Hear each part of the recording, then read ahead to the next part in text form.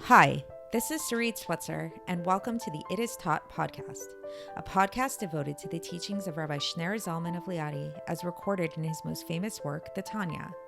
My hope for this show is to make these teachings accessible and relatable to the average person, regardless of prior Jewish education or affiliation.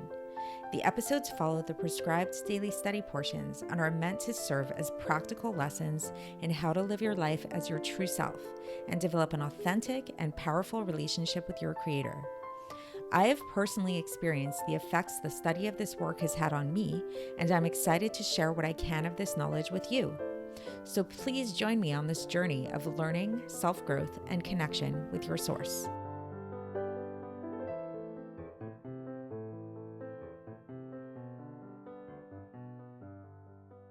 So this is a special edition of the It Is Taught podcast, where we're not going to be learning Tanya per se, but rather we're going to be focusing on a different topic. We've done a couple of other episodes like this, or rather a series of episodes like this. We did one on Tu B'Shvat a while back, and then before that we did another one on the situation in Israel based on a Sikha of the Rebbe and the land of Israel. And for today's episode, or rather a series which I'm beginning today and I'm hoping to continue, for the next little while. I doubt I'll be able to get through the whole thing today. We're actually going to be focusing on prayer in honor of the month that we're currently in honor of the month of Elul. So Elul is the last month of the year of the Jewish calendar. It's the month before Tishrei, the month before Rosh Hashanah, the beginning of the year. And it's thought of in Judaism as kind of like the month of tshuva, the month of repentance, the month of really introspection and, kind of like the final accounting of the year, going through the past year, how to improve, how to get better. We're also taught that there's this idea of the king being in the field during the month of Elul, meaning that God is much more accessible than he usually is throughout the rest of the year. And so it's really thought of as an opportune time to pray, an opportune time to really, really devote ourselves to finding a deeper connection with God, specifically in the realm of prayer. And to be honest with you guys, this is actually something that I have thought about doing something like this series of episodes that we're going to be doing. I've thought about doing this for a couple of years now, actually. Because on a personal note, prayer is something that I have actually struggled with and still kind of struggle with. And it's a journey for me, I know that it must be for many of you. So learning Torah, I would say, comes, thank God, a little bit more naturally to me. I'm a little bit more intellectually bent. I find learning enjoyable. You learn a piece of Chassidus, a piece of Torah, whatever it is, and you learn it. And, obviously, there's always deeper levels and deeper layers and more details and everything to understand. But basically, you can take a Sikha, you can take a mimer, you can take whatever it is that you're learning, and you can learn it if you put the right mind set into it and you take the time to really study it. It's kind of like a finished product that you have learned that thing. When it comes to prayer, it's a little bit more esoteric. It's a little bit harder to put your finger on. I know for me, when I pray, I often get this feeling after I pray in the morning, that I could have done that so much better. It could have been a lot better, and I know that I definitely have seen that my prayer has improved over the years. I found different ways to increase my concentration, what we call in Hebrew kavana, which is like an intention. So I've definitely gotten better in that way. I try to learn a little bit before I pray in the morning. I've recently started learning a book about prayer, actually, just a short paragraph about the meanings of the deeper meaning of the words of prayer. I think this is a sefer that I have recommended previously on the podcast called Lilmod Ech Lispalel by Rabbi Schneerson. Highly recommend it. It's a whole series of books that really go into the actual text of the prayer that we say every day. There's also a Shabbos edition, and he really goes into extreme detail, giving some deeper insights, often based on Chassidus, of every single line of prayer, like literally every single line of prayer. So that's been helpful. I also try to learn a little bit of Tanya before I pray. So, there are different things. However, with all of this, I still feel like there's room for improvement with my prayer. And the truth is, the deeper I got into learning Chassidus, and kind of understanding a little bit what prayer is, I started to feel a little bit better in my struggle with prayer as I started to realize that actually the whole idea of praying is struggle. The Hebrew word for prayer is litpalel, which actually comes from the root of pilel, which has to do with judgment, like executing judgment, namely on oneself, like sort of like judging oneself, or thinking or contemplating. So there's like a self-reflection kind of judgment aspect to it. We also know that the idea of prayer is often described as being avodat tefillah, the work of tefillah or the service of tefillah. It's the idea of serving God, and it's really meant to be work. It's really meant to be a discipline, a practice. So it makes sense that it would be difficult. It makes sense that it would be something that one would struggle with. Again, I often bring these comparisons to my physical workouts. It's just like when you do a physical workout and you show up day after day after day at the gym or wherever it is that you work out, it's going to be hard. You're going to be sweating. You're going to be working and pushing yourself. And this is actually what we should be doing during prayer. People often think of prayer as being kind of like just a way to like ask God for what it is that we need and like just kind of like say to God, like, hey, this is what I need. And can you give me this? This is what I need. There is an aspect of prayer that is definitely that, we're supposed to definitely go to God with all of our needs and wants. However, on a deeper level, the idea of prayer is really to help us connect with God and to ultimately, as we'll learn in this series, to change ourselves, the core of who we are, to really make ourselves into a servant of God. And we're going to try to understand what that means exactly, to be a servant of God, and what this has to do with prayer. We're going to be exploring all of these topics. And we'll come to see that this idea of praying is actually a very powerful, one could say almost like a magical device that God gave us, a powerful tool or discipline that God gave us for self-transformation and for self-transcendence, really. So as I've mentioned, this has been, a personal struggle for me, a personal journey for me, which I'm still on. And I would say that the moment when I actually really took this journey seriously, I believe it was 2 years ago, right around this time, right around Elul, in preparation for Rosh Hashanah, where I was sitting around a Shabbos meal and discussing this idea with prayer with some people who were there. And there happened to be a rabbi present who was quite knowledgeable. And I asked his advice. I said, do you have any advice of anything particular that you would recommend that one learn if they want to improve their prayer? So he suggested a few different things. And one of the things that he suggested that I learn is something which I decided to actually focus this podcast on, which is a little tractate, a little booklet known as Kuntres Hatefilla, translated to mean the Tract on Prayer. And it's a discourse that was given by the Rebbe Rashab, the fifth Lubavitcher Rebbe, Rabbi Sholom DovBer Schneerson of Lubavitch. And honestly, due to its length, the fact that it's not very long, really made me feel like it was something accessible that I could learn. And in beginning to learn it, I had the sense, which I've often felt when I've learned things, that really the best way for me to learn whatever it is that I'm learning is to actually go ahead and teach it, which was really one of the main instigators why I actually started the Tanya podcast, was in order for me to learn Tanya as best as they could through teaching. So that's what I decided to do here as well. So there is a selfish motivation here, even though hopefully it will help you guys as well.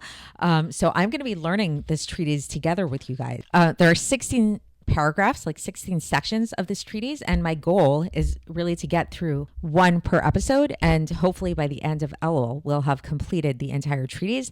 But really, we'll see how it goes. Because honestly, like I said, I'm learning together with you guys, and it's a journey. It's not a destination, but hopefully together we can learn and we can develop tools to really strengthen our prayer and our connection with God, and ultimately transform ourselves into more full, actualized, godly people, which is the ultimate goal of prayer. So that's my little intro to this series. So now that we have that out of the way, let's dive straight into the text. Now, just, a couple of disclaimers. You know how much I love disclaimers. First of all, I'm going to be going through the text pretty much line by line. However, I'm not going to be giving like exact translations. I'm also not going to be reading the Hebrew and then the English. Like, I feel like, a lot of people do that in Shiurim, and I understand the point of it. You want to hear the original Hebrew, but I kind of want to focus more on just giving over the ideas rather than the text, being too text focused and getting every single word and every single detail in there. It's more important for me to give over the ideas. And the second disclaimer that I want to give is just that, like I mentioned, I'm learning this together with you guys. So if there are any mistakes here, and I'm sure, I wouldn't be surprised if I do make some mistakes along the way. First of all, I apologize in advance. And if anybody listening to this does notice any mistakes that I make, then I would love to hear from you. Please do correct me. You can email me at itistaught@gmail.com. And, for any comments, any thoughts or anything, I love hearing from you guys. So, send me an email. You can also comment on the YouTube. And just, I'd love to turn this into kind of like a discussion, and just see how everybody is progressing together in their prayer. So, all right. So all that aside, all the disclaimers, intros aside, let's get right into the text. So the Rebbe Rashab actually starts with his own intro here before getting into the body of the tractate itself. And in that intro, he actually explains why it is that he's writing this tractate. So what he says is that since it is that every single person amongst the Chassidim is asking and demanding, how do I pray? And how do I serve God with this service of the heart, which is known as tefillah? So, it's nice to hear that my quandary, my struggle with prayer, and how do I pray? How do I deepen my service of Hashem? It's not my own struggle. It's actually a very common struggle that many people have grappled with over the years, even the Chassidim of the Rebbe Rashab. So it's very normal to have this kind of question, and it's something that the Rebbe Rashab, that's what prompted him to really put together this tractate. And so the Rebbe Rashab goes on, and he says that with this in mind, he's going to explain the various teachings on the subject taken from the various holy Rebbeim. And in mentioning this idea that it comes from these teachings come from the Rebbeim, the Rebbe Rashab also wants to arouse within the Chassidim like a closeness and a feeling of love towards these Rebbeim, who he describes as having a lot of goodness and a lot of light within their teachings. And the Rebbe Rashab says that this is very pertinent to nowadays, when the feeling amongst the Chassidim, it's within the hearts, has been lessened. So I guess people weren't as emotionally sensitive as he would like them to be at that time. And so he emphasizes this idea that, the whole desire of these Rebbeim who wrote about tefillah and these teachings was to vitalize us and to illuminate us with light, with the light of the true life force, the O Chaya Chaim Mitim, it's called in Hebrew. And he says that anybody who actually knew about their affairs, knew about them personally, knew that these Rebbeim actually sacrificed their lives to do this.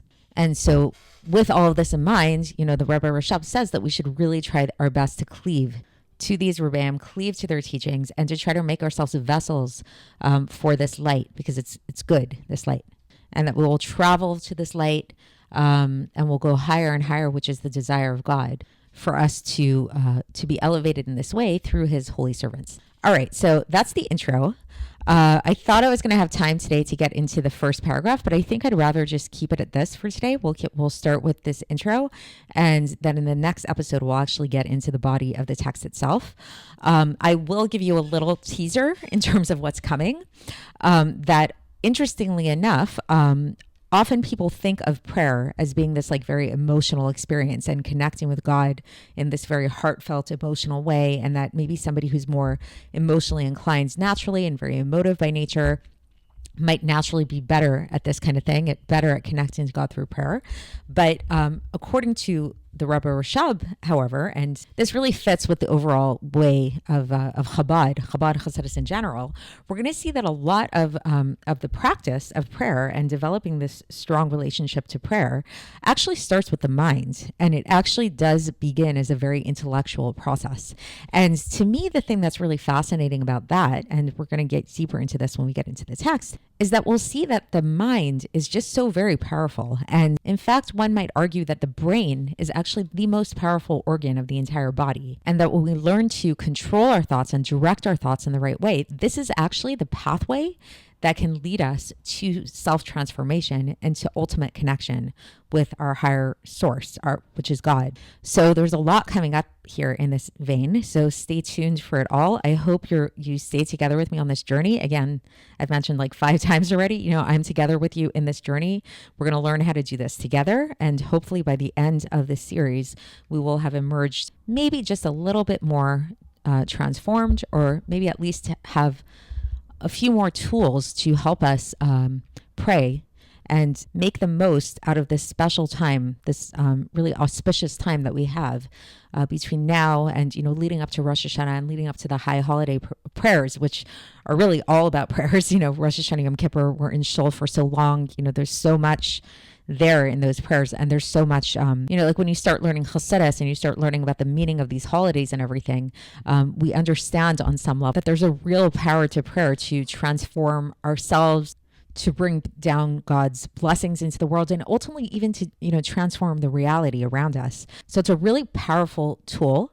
And we want to learn how to use this tool of prayer that God gave us as best as we can. So let's do this. Let's do this together, and we'll continue next time when we get into the meat of the text. And so thank you for listening so far to this episode, which serves as an introduction.